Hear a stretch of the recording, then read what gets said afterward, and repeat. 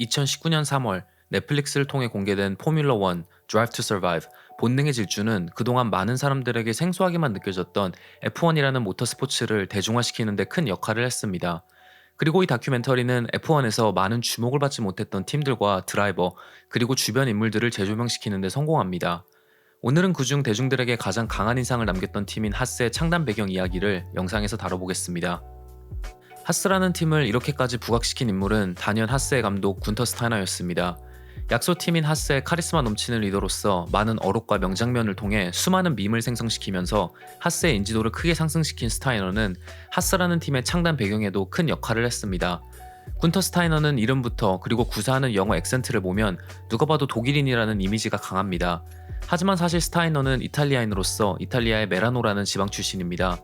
메라노는 이탈리아의 북쪽에 위치한 도시로서 세계 1차 대전, 그리고 2차 대전 중 여러 번 통치권이 독일과 이탈리아 사이에서 왔다 갔다 하였고, 결국 이탈리아의 영토로 추가되긴 하였지만 매우 특이하게도 이탈리아 안에서도 굉장히 많은 독립적인 자주권을 갖고 있는 도시라고 합니다. 오스트리아와 독일의 국경과 근접하기 때문에 독일과 오스트리아의 언어, 그리고 문화의 영향을 많이 받아 공식 언어로 이탈리아어와 독일어가 같이 쓰이는 도시입니다.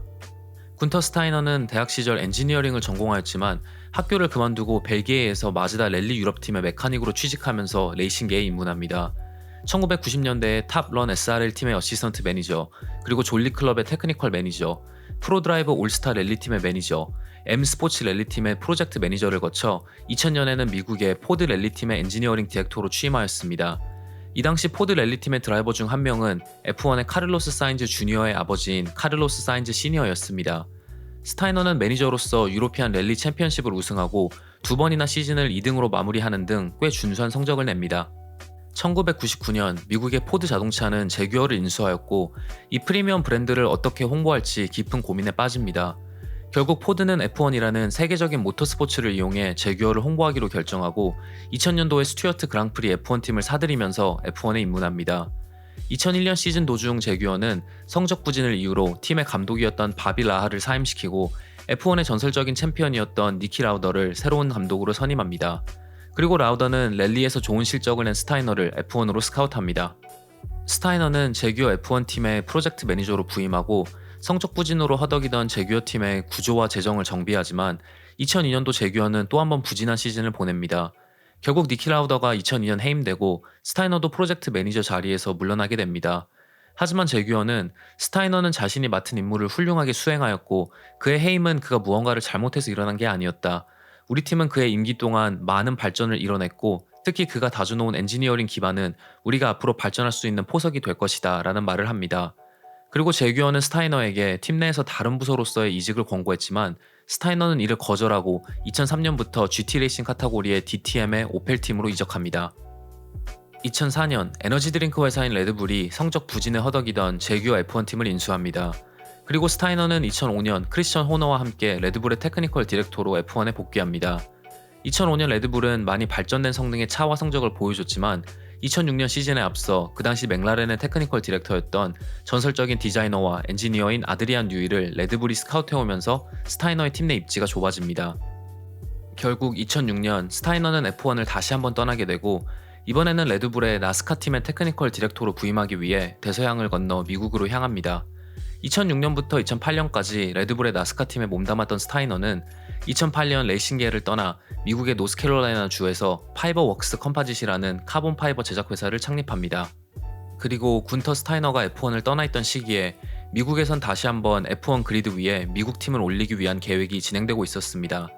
US F1 팀이라고 이름이 붙여졌던 이 프로젝트는 완전히 미국 노스캐롤라이나 주에 거점을 둔 팀의 2010년 시즌 F1 입성을 목표로 하고 유튜브의 창업자 중 한 명인 체드 헐리의 투자를 기반으로 다른 투자자들을 유치하기 시작합니다.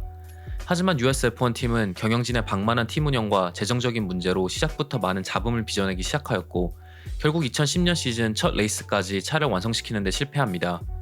US F1 팀은 F1 그리드에 단 한 번도 참가하지 못하였고 이를 지켜보던 군터 스타이너는 그 당시 미국의 나스카 팀인 스튜어트 하스 레이싱의 구단주였던 진 하스에게 접근해 자신이 가지고 있던 미국 팀의 F1 참가 계획을 보여주며 투자를 권유합니다.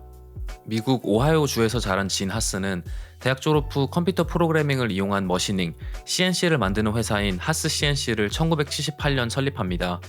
처음에는 직원 단 2명으로 시작한 이 회사는 급성장하면서 2008년 무려 10억 달러의 매출을 기록하고 전 세계적으로 매우 큰 규모의 회사로 자리매김합니다. 2002년 진 하스는 회사의 홍보를 목적으로 나스카 팀인 하스 CNC 레이싱 팀을 창단하고 서서히 팀의 규모를 늘려갑니다.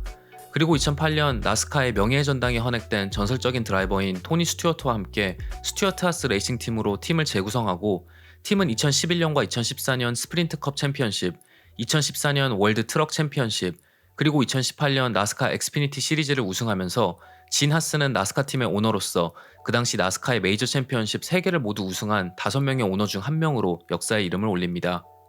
그리고 US F1 팀 창단 프로젝트가 한창 진행 중이던 2010년, 진 하스는 US F1 팀의 투자를 권유받지만 거절합니다. 그리고 US F1 팀과는 완전 다른 미국 F1 팀의 창단 계획을 가지고 있던 군터 스타이너와 만난 진 하스는 자신의 회사를 전 세계적으로 홍보하기 위해 F1 팀 창단을 결심합니다. F1 차의 복잡한 기술력을 단기간 안에 자체 개발로 따라잡기 어렵다고 판단한 스타이너는 F1과 인디카 시리즈에 샤시를 공급하는 달라라에게서 샤시 관련 파츠들을 공급받기로 계약을 맺고 서스펜션과 엔진은 페라리에서 공급받는 방식으로 F1의 레귤레이션 한도 안에서 자체 개발을 하지 않고 다른 공급 업체로부터 살 수 있는 모든 파트를 구입하는 방식으로 하스의 재정적 부담과 개발에 필요한 비용 부담을 최소화합니다. 그리고 하스는 2016년 F1 시즌 로만 그로장과 에스타반 구티에레즈를 앞세워 F1 시즌에 정식으로 참가하게 됩니다. 2016년 시즌 개막전이었던 호주 그랑프리에서 하스의 그로장은 6등으로 레이스를 마무리합니다. 하스는 F1 참가 첫 레이스에서 포인트를 획득한 미국팀, 그리고 2002년 도요타 레이싱팀 이후 처음으로 참가 첫 레이스에서 포인트를 획득한 팀으로 F1 역사에 이름을 올리게 됩니다. 이후 바레인에서도 그로장이 5등을 따내면서 이변을 연출해냈지만 그 이후 단 3번의 그랑프리에서 포인트를 획득하면서 29점의 컨스트럭터 포인트, 그리고 8등으로 시즌을 마무리합니다. 오늘은 하스라는 팀의 창단 배경과 균터 스타이너, 그리고 팀의 오너인 진 하스에 대해서 알아보는 영상이었습니다. 이 주제를 시리즈로 제작해서 하스라는 팀의 현재와 미래까지 예측해보는 영상들을 만들어볼까 고민하고 있습니다. 오늘도 영상을 시청해주셔서 정말 감사합니다.